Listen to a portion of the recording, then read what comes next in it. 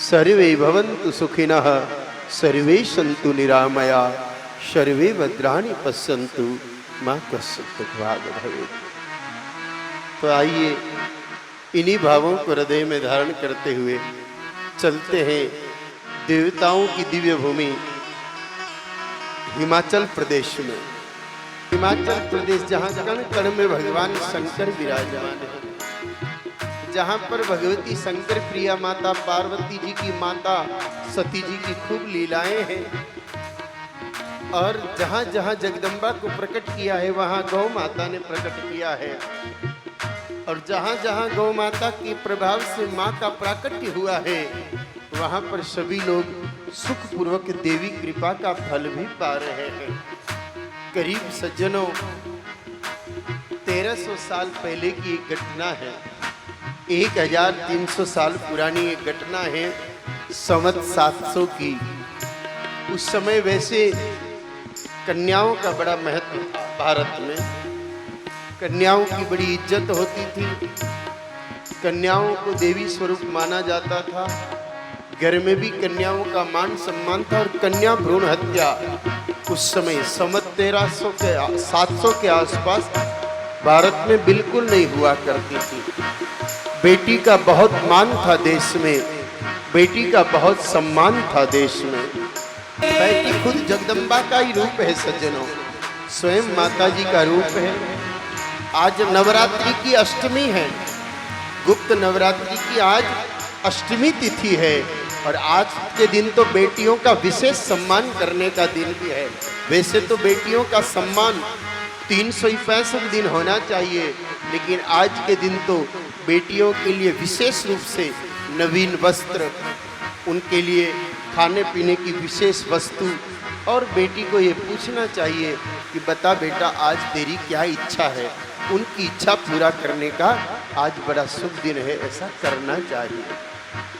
ये सत्य है सज्जनों, जिस जिस व्यक्ति ने अपनी बिटिया का सम्मान किया है, बेटी के प्रति आदर भाव रखा है, बेटी के प्रति पूज्य भाव रखा है, बेटी और बेटे में फर्क नहीं किया है, अपितु बेटी को अधिक सम्मान दिया है, उनके कुल का गौरव बढ़ा ही है, घटा नहीं है, कभी घटा नहीं है।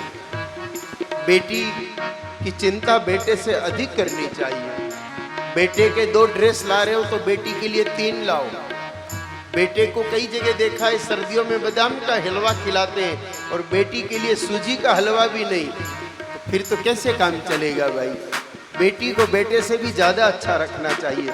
बेटा सिर्फ रोटी देगा लेकिन बेटी पुण्य भी देगी, याद रखिए, बेटी पुण्य भी देगी, और बेटी के पुण्य से ही बेटा रोटी देगा। बेटी भले उसके ससुराल में है लेकिन आपने बेटी को मान दिया तो बेटी ससुराल में आपके लिए मंगल कामना करेगी, इधर बेटे में अपने आप अक्कल आएगी और बेटा आपकी सेवा में लग जाएगा। इसलिए बेटी का मान करो। जिस घर में बेटी नहीं हो उस घर को तो हम घर ही नहीं कह सकते, क्योंकि वास्तव में घर तो वही कहा जा सकता है जिस घर में बेटी की किलकारियां गूंजे, जिस घर में बेटी की पायल छम छम बजे। घर तो वास्तव में वही घर है।